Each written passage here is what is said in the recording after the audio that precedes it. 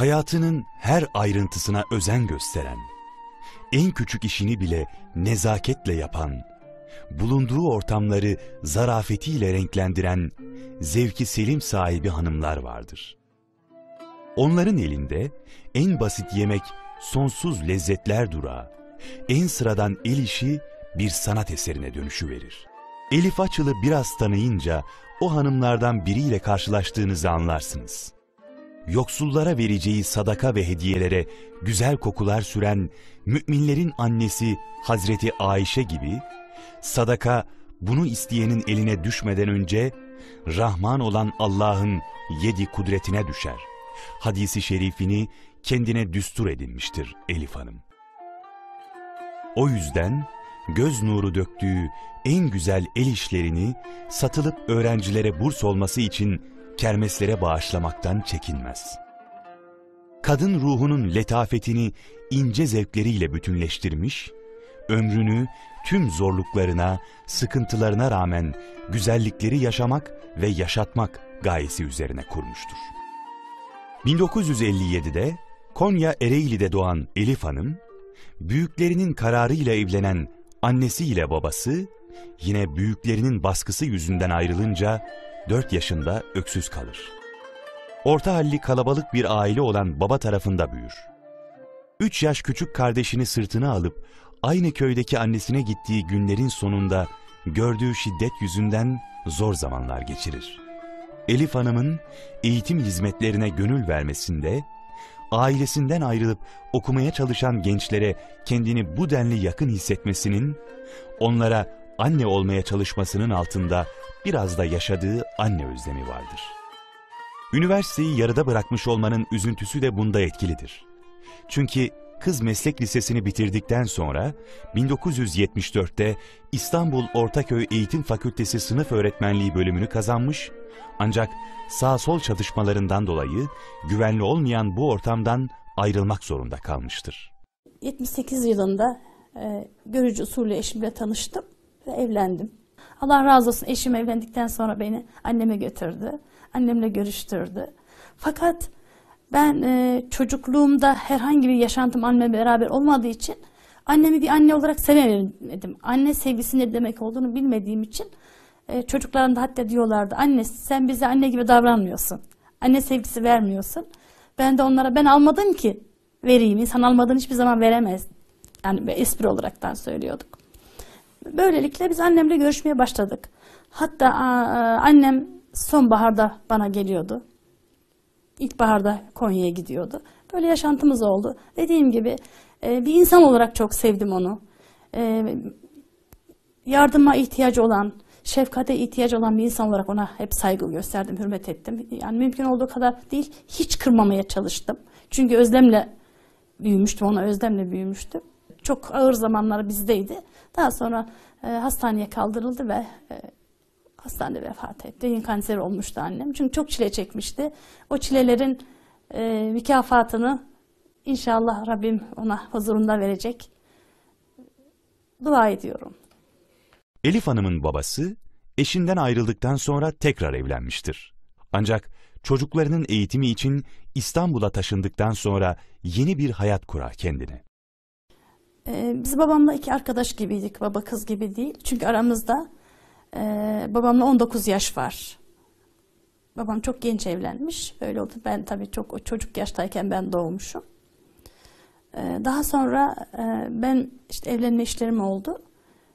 Babama yani senin de evlenmen lazım. Yani yalnız 2 erkek yapamazsınız. Erkek kardeşimle beraber yaşıyorlardı. İşte olur olmaz. Daha sonra aradık, bulduk. Benden 2 yaş büyük bir kızla evlendi. Çok iyi bir insan. Hala görüşüyoruz. Efendimiz Aleyhisselatü Vesselam'ın hadisinde yani babalarınızın dostlarına, arkadaşlarına ve yakınlarına hürmet ediniz. Arayınız, sorunuz hadisince biz hala ablamla, babam öleli 20 seneye yakın oldu. Hala görüşüyoruz, hürmet ediyoruz. Aramızda 2 yaş olmasına rağmen ben her bayramda veyahut da her evine ziyaret gittiğim zaman elini öperim. Çünkü benim o büyüğüm, babamın eşi, kardeşimin annesi. Ve böyle ilişkilerimiz hala devam ediyor.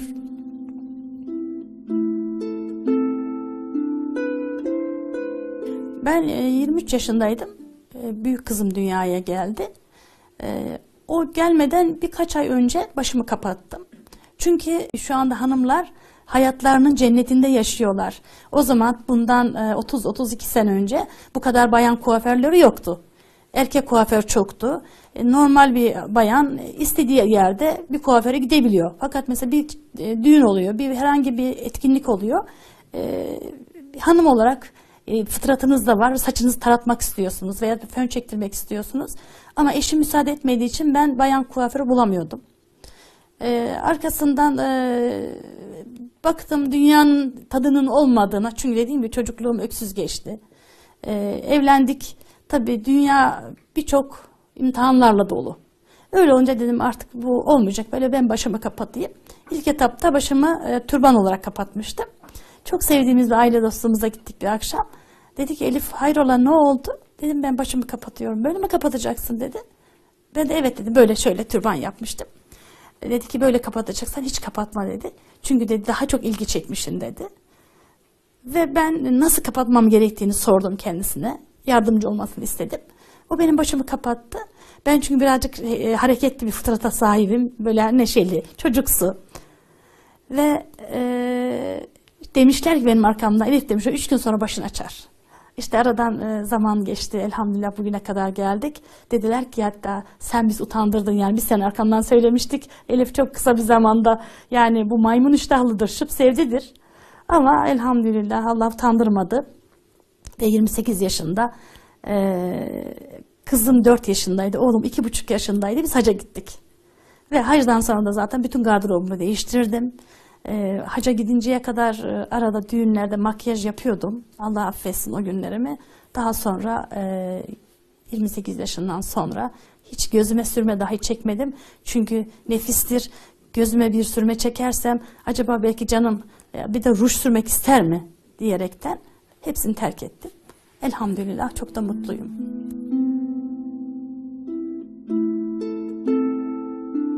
...1988'lerde, 90'larda öyle araba kullanan hanım sayısı yani parmakla gösterilecek kadar bile değildi. Çok çok azdı.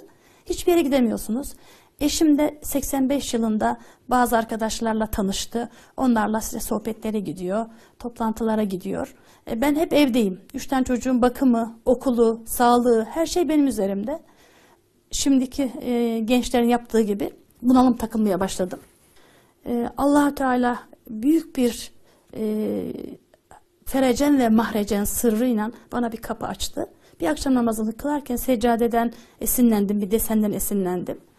Namazım bittikten sonra hep de söyleniyor, hani seccadeleriniz sade tutun ki sizi meşgul etmesin. Ama benim için büyük bir kapıydı bu. O seccadedeki desenden esinlenerekten, şimdi arkadaşlarımızın, seyircilerimizin gördüğü gibi süslü şeyler çok seviyorum. Hala da yapıyorum, nakışlar yapıyorum, bir şeyler yapmaya çalışıyorum. Evimde oyalarım var, kumaşlarım var. Ben işimi, namazımı bitirdim. Duam bittikten sonra hemen oyanın bir tanesini aldım. Kestim, yapıştırdım. Ben bir sevdaya tutuldum. Tığ oyalarından, boncuk oyalarından, iğne oyalarından tablolar yaptım. Tabak, o zaman şeyler vardı. Limonj diye bir porselen takımlar vardı, lacivert. Onun üzerine uygun renklerde tabaklar, şekerlikler, tablo, işte onlar yaptım. Ve bu arada hobi olarak Maraş işi öğrendim. Ve Maraş işi tablolar, gözlük kılıfları, ayakkabı çantası beraber hazırladım. 1,5 sene zarfında 180 parça eser hazırladım. Şimdi sergimizin günü alınmıştı. Daha sonra iptal ettiler. Allah razı olsun, bir komşumuz Kadıköy Encümeni'ndeydi. Eşiyle onlar bana ev sahipliği yaptılar. Çünkü sergide kokteyl istendi. Tabii biz içki kullanmıyoruz. Meyve suyu kokteyli ve kuru pasta kokteyl olarak kabul ettik.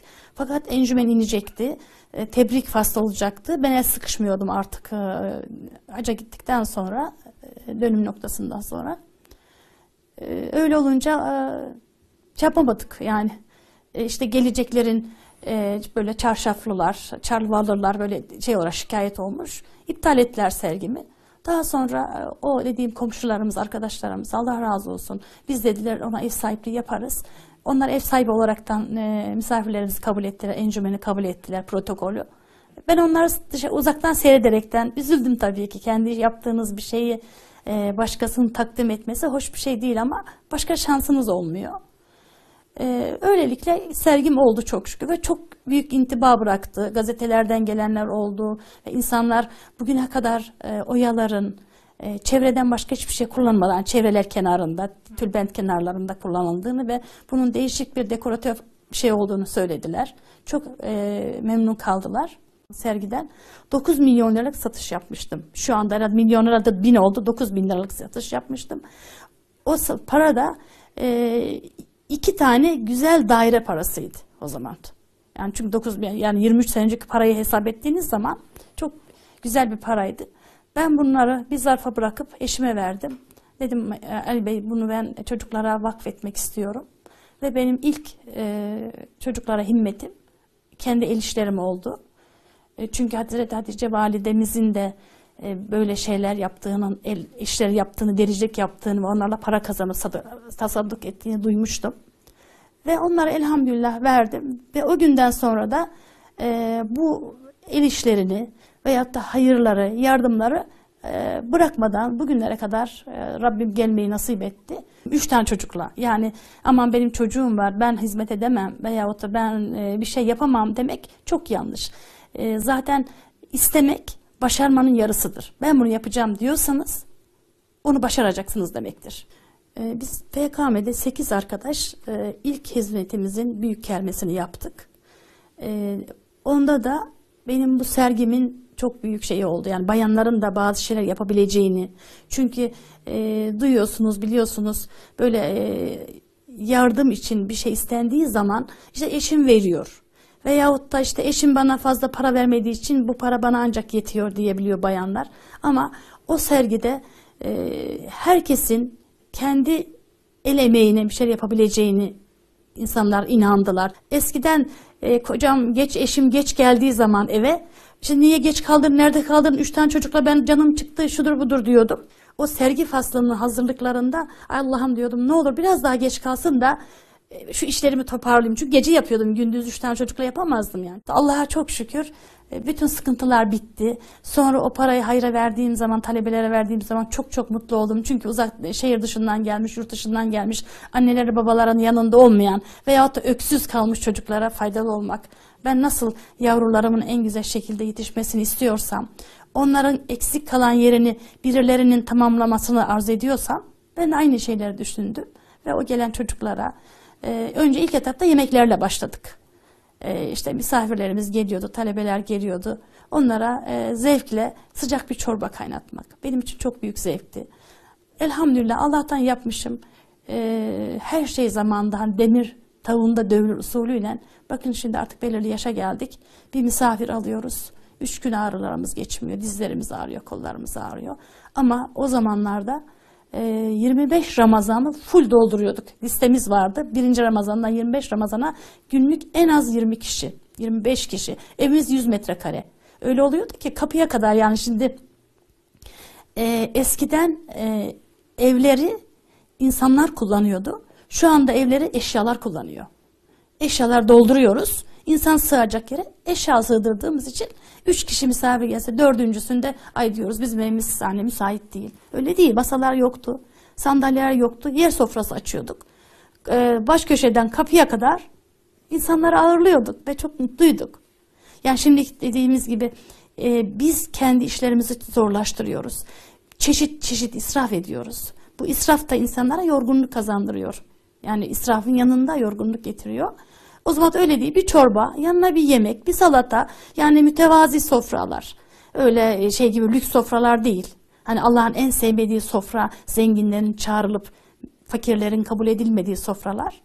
Elhamdülillah bugüne kadar geldik, şükürler olsun. Çocuklara burs amaçlı bir toplantımız oldu. O toplantıda herkese vaat verdiler. İşte sen ne vereceksin, sen ne vereceksin. Sıra bana geldi. İşte biz eşimle anlaştık. 101 Cumhuriyet altın diyeceğiz. Fakat o kadar heyecan yüklü, duygu yüklü bir programdı ki Şimdi hocama dedim ki, hocam dedim, ben şimdi bir tane oğlum var. Onu dedim evlendirsem, ona dedim sıra sıra altınlar takarım gelinime. Bir dedim oğluna kız alır. Sıra sıra bilezikler takar, sıra sıra altınlar takar. Böyle bir hizmet gelinine dedim 1001 altın feda olsun. Ve şimdi oradan arkadaşlar, hoca hanım, herkeste bir böyle şey oldu, bir tepki oldu. O sesleri, ama ben hiç üzerime almadım. Çünkü benim hesabım çok doğruydu. Eve geldim, eşim sordu. Dedim ki Ali Bey böyle böyle dedim, işte böyle bir hizmet gelinine 1001 altın feda olsun dedim. Eşim dedi ki iyi hesap ettin mi? Tabii ki dedim, çok iyi hesap ettim. Peki hanım dedi, Allah razı olsun, beni incitmedi, kırmadı. Şimdi eşim akşam yemeğimizi yedik. O da akşam sohbetine, toplantısına gitti. Bizim bayan hocalarımız, eşleri de genç erkekler, eşlerimizin hocaları. Demişler ki, abi demişler, Allah razı olsun, Elif abla öyle bir yiğitlik yapmış ki, öyle bir cömertlik yapmış ki abileri bile geçti demişler. O da demiş ki, ya daha demiş onun yaptığından haberi yok. Telefon etti bana, hanım dedi, hesap makinesini al, 1001 ile, o zaman 2 milyondu, yani 2000 liraydı Cumhuriyet altını.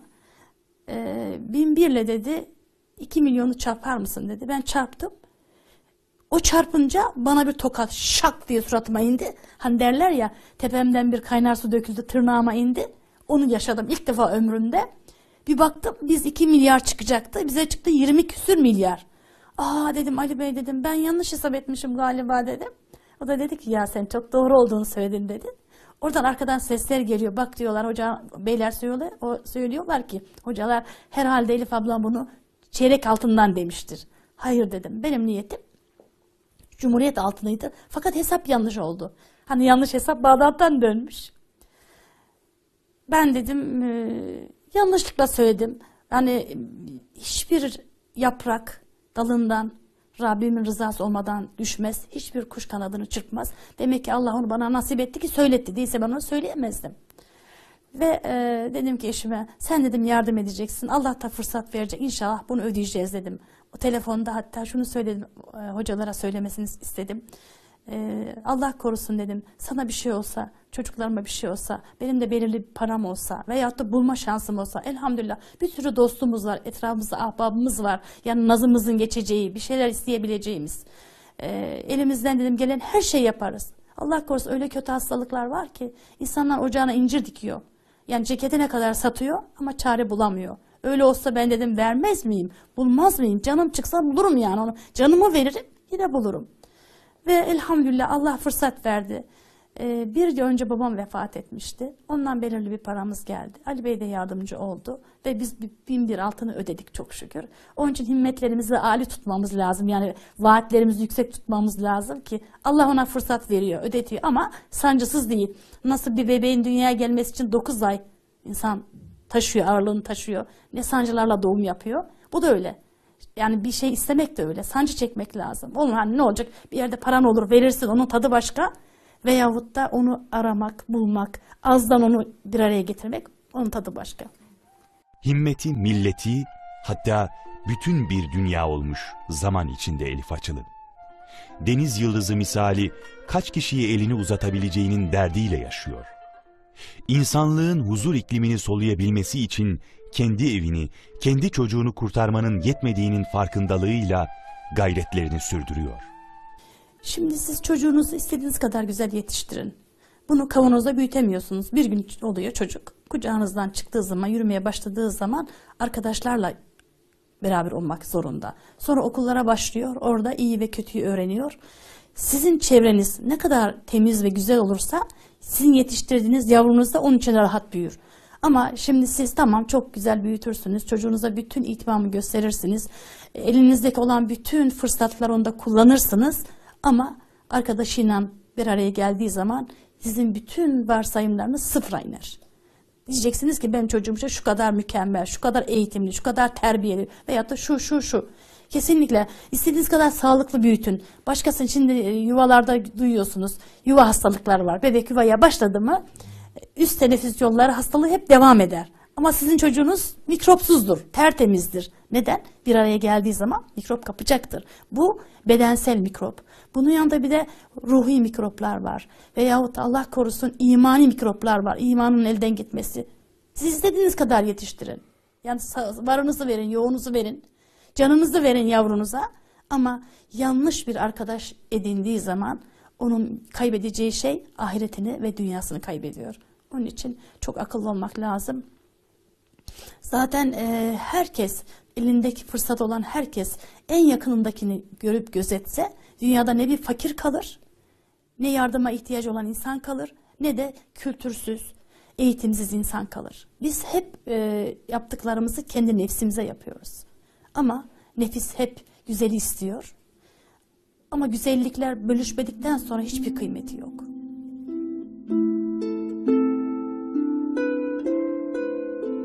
Şimdi biz bu işi öğrendiğimiz zaman ne olursa olsun hiçbir mazeretin kabul edilmediğini öğrendik. Çünkü fıtrat boşluk kabul etmez. Nasılsa biz o sohbete gitmeniz, o toplantıya gitmeseniz de bir yere gideceksiniz. O gününüzü dolduracaksınız yani. Niçin güzel bir şeyle doldurmamak? Ona bahaneler bulmak. Çünkü insan hani nefis hep kolayı tercih ediyor. Bahaneleri tercih ediyor. Hani bir oğlunuzun, kızınızın düğünü olsa gitmez misiniz? Her fırsatı değerlendirir. Bütün olanakları elinizin altında toplar gidersiniz. Bu da öyle. Kesinlikle. Şimdi bir gün benim elimde bir sinir sıkışması oldu. Ameliyat olacağım bir gün sonrasına. Şimdi doktora randevu olmak için gittik. İşte şu gün olsun mu? Olmaz. Şu gün işim var. Bugün olsun mu? Olmaz. Dedi ki doktor bana, Elif Hanım ne gün arz edersiniz dedi. Espri olsun diye.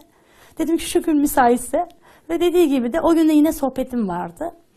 Sabah giderken çantamı hazırladım. Bagajımıza bıraktık. Eşim beni sohbetime bıraktı. Ve ben çıkarken arkadaşlara hakkınızı helal edin dedim. Ben şimdi hastaneye gidiyorum, ameliyat olacağım. Aa nereden çıktı? Böyle ameliyat mı olur? Bu saatte gidilir mi? Ben ona geldim, randevu aldım. Çünkü başka bir gün boş değildi. En müsait dedim bugünümdü. Ve kesinlikle dedim ben hani ameliyatım bile olsa sohbetimi terk etmek istemiyorum. Çünkü bunlar Allah'ın bize verdiği çok büyük imkanlar, fırsatlar. Çünkü onlar soracak. Nasılsa biz on dediğim gibi boşluğumuzu değerlendireceğiz ama neyle değerlendireceğiz o çok önemli. Bir defasında kızım akşam aradı, üniversitede okuyor. Ayağını çarpmış, kırmış. Sabah gittim almaya onu. Saat 9'da Avcılar'a vardım. Anne çok çabuk dedi gelmişsin. Dedim kızım akşam gelemediğim için şimdi geldim. Baktım ayağı şişmiş ama yani çok fazla ızdırabı yok. Bak dedim benim bugün toplantım var, istişarem var. Beraber gidelim. Sen içeride 2 saat yat, istirahat et. Ondan sonra beraber götürürüm ben seni doktora. Çünkü dedim şimdi alçıydı, doktordu, şuydu, buydu. Birçok zamanımız geçecek. Ve ben dedim toplantımdan geri kalacağım. Kalmak istemiyorum. Dediğim gibi gittik. O içeride istirahat etti. Ve toplantımız bittikten sonra tedavisine devam ettik. Nasıl alışırsanız öyle götürürsünüz. Her şey öyle, her şey süreklilik ister. Nasıl birkaç gün Kur'an okumasanız, Kur'an okuyusunuz, zayıflar. Birkaç gün yemek yemeseniz midenizin hazım sistemi bozulur. Çünkü hayat bu, hayat çünkü hep akıcı. Sular durduğu zaman kokuşur ama aktığı zaman her zaman temiz kalır. Bütün bu koşturmaca, telaş, gayret içinde tek bir hedefi var Elif Açıl'ın. Rabbinin rızasını kazanmak. Misafirlerine, öğrencilere ve elini uzatabileceği herkese kendini bu hedefe ulaştıracak vesile gözüyle bakıyor. Kabirde, mahşerde ve ebedi alemde nasıl karşılanmak istiyorsa öyle buyur ediyor, öyle ağırlıyor herkesi. Ben şu anda 56 yaşındayım. Hala bir şeyler yapmaya çalışıyorum. Çünkü sizi ayakta tutan sizin elinizde olan imkanlarınız. Yani manevi imkanlarınız. Mesela bir kitap okuyorsunuz, o sizi ayakta tutuyor. Ne olur ben şimdi kayınvalide oldum. Hem damat kayınvalidesiyim hem gelin kayınvalidesiyim. Baş köşede oturup aman kızım bana bir çay getir. Aman oğlum benim ekmeğimi al. Bunlar kesinlikle düşünmüyorum. Kendim ihtiyacımı kendim görüyorum. Çünkü kimse bana hizmet etmek zorunda değil. Yani şu anda kayınvalide ve gelinlerin en büyük geçimsizliklerindeki etkenlerden bir tanesi kayınvalidelerin gereksiz şeylere ihtiyaç hissetmeleri. Gelinlerin de kayınvalide olacağı günleri düşünmemeleri. Onlar da çünkü kayınvalide olacak. Onlar düşünseler veyahut da mesela denir ya, anne baba olmadan anne babanın kıymeti anlaşılmaz. Kayınvalide olmadan da kayınvalidenin kıymeti anlaşılmıyor. Onun için ben hala bu yaşımda nakışlar yapıyorum. Kermeslerde arkadaşlara yardımcı olmaya çalışıyorum. Yurt dışından gelen misafirleri genellikle bizim eve getiriyorlar. Amerika'dan gelen, çünkü kızım orada olduğu için onlar gruplar halinde misafirler gönderiyorlar. Ben de onları en güzel şekilde ağırlamaya çalışıyorum. Çünkü bugünler belki bir daha elimize geçmeyecek. Size gelenleri nasıl ağırlarsanız Allah-u Teala da inşallah bizi ona göre ağırlasın diye Allah'tan niyaz ediyoruz.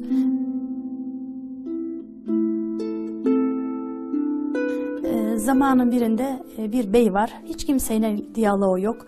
Eşiyle yok, komşusuyla yok. Camiye gitmez, komşuya selam vermez. Güzel ahlaklı bir insan değil. Eşi de diyor ki bak diyor, bir gün öleceksin. Hiç kimse senin cenazeni bile kaldırmayacak. O da diyor ki boş ver, ben öldükten sonra ne olursa olsun. Ve denen gün geliyor. Adam ölüyor. Gidiyor işte hanımı. Diyor ki caminin hocasına, hocam ne olur işte eşim vefat etti. Sahip çıkar mısınız? Diyor ki bir gün hani camiye gelmedi. Hani bazı şeylerde, menkıbelerde olmayacak şeyler olur ya. Mesela caminin imamının öyle bir şey demeye hakkı yok. Şey yok. Yetkisi yok. Ama diyor gelmedi. Komşulara diyor böyle böyle hani yardımcı olur musunuz? Biz diyorlar bunun bir selamını bile almadık. O zaman diyor yani ne yapayım? Sırtına yüklüyor bunu. Diyor ki alayım dağın başına koyayım. Kurt mu yer, kuş mu yer, ne olursa olsun. Dediği gibi sırtına yükleyip dağa çıkarıyor. Dağda onu bir çoban görüyor. Diyor ki kardeşim nedir bu halin? İşte böyle böyle eşim diyor, böyle bir insandı. En son dediğim gibi oldu ve vefat etti. Hiç kimse sahip çıkmadı. Tamam diyor, sen üzülme, sen bırak git. Ben onu hallederim diyor. Ve bayan onu bırakıyor, dönüyor. Çoban onu yıkıyor, yiyor. Bir parça bir şeyler buluyor, sarıyor. Bir yeri toprağa kazıyor. Onu defnedecek. Dua ediyor, ya Rabbi diyor. Bugüne kadar sen bana misafirler gönderdin. Ben Tanrı misafiriyim dedi gelen. Ben elimde olan bütün imkanlarımla, kuru ekmeğimle, sütümle, yoğurdumla, peynirimle, neyim varsa onunla paylaştım senin misafirlerini. Ben de diyor sana bir misafir gönderiyorum. Sen de onu şanına yakışır şekilde ağırla diyor. Ve toprağa adamı gömüyor. O gece rüyasında koca görüyor, komşular görüyor, eşi görüyor. İşte menkıbe ya. Herkes görüyor ki çoban adamcağız, kötü olarak bilinen adamcağız cennetin baş köşesinde oturuyor. Aman Allah'ım diyorlar, sabah oluyor, biz ne yaptık? Biz nasıl bir hata yaptık? Meğer ne kadar bir insanmış da biz onu bilememişiz. Gidiyorlar eşine, ne olur hakkını helal et. Biz hata yaptık, kıymetinizi bilemedik. Eşiniz böyle böyle. Ben de gördüm diyor aynı rüyayı. Ama diyor 5 para etmez bir adamdı. O zaman diyor ne yapalım? Gidip çobana soralım. Herhalde biz görmemişiz onun bu şeyini, özelliğini veyahut da kıymetini anlamamışız. Çobana soralım diyorlar. Çıkıyorlar dağa. Çobana soruyorlar. Çoban da diyor ki işte nasıl bir insandı? Nasıl bir şeyini gördünüz? Kerametini. Hiçbir kerametini görmedim. Allah'ın bir kuluydu diyor. Ben de işte onu diyor, vazifemi neyse yıkadım yudum. Toprağa gömerken Allah'a dua ettim. Ya Rabbi sen bana misafir gönderdin. Ben şanıma göre ağırladım. Ben de sana bir misafir gönderiyorum. Sen de kral gibi, krallar senin şanına yakışır şekilde onu ağırla dedim. İşte Allah bugüne kadar bize misafirler gönderdi. Biz elimizden geldiği kadar varımızla yoğumuzla, ağzımızla çoğumuzla ağırladık. Mevlam biz de inşallah yaptıklarımızdan elimizi boşa çıkarmasın. Çünkü biz yapmaya muhtacız. Rabbim yardımcımız olsun diyorum. Bütün arkadaşlarımın, kardeşlerimin hepsinin hizmetlerini kutluyorum. Çünkü bizim hizmete çok ihtiyacımız var. Hizmetimize ihtiyacı yok. Biz yapmasak bunu biri yapacak. Bu ortada kalmayacak. Bu bir bayrak yarışı. Kesinlikle. Racülü Hacir'le de Allah dinini yüceltecek, sürdürecek. Ama şu an biz bayrak yarışında biz bayrağı elimize almışız. Bırakmak, yılmak, yıkılmak yok. Çatlayıncaya kadar atlar nasıl çatlamadan durmazmış. Biz de çatlamadan durmayacağız inşallah. Çünkü yapan olacak. Niçin biz olmayalım? Bu şansın için biz olmayalım.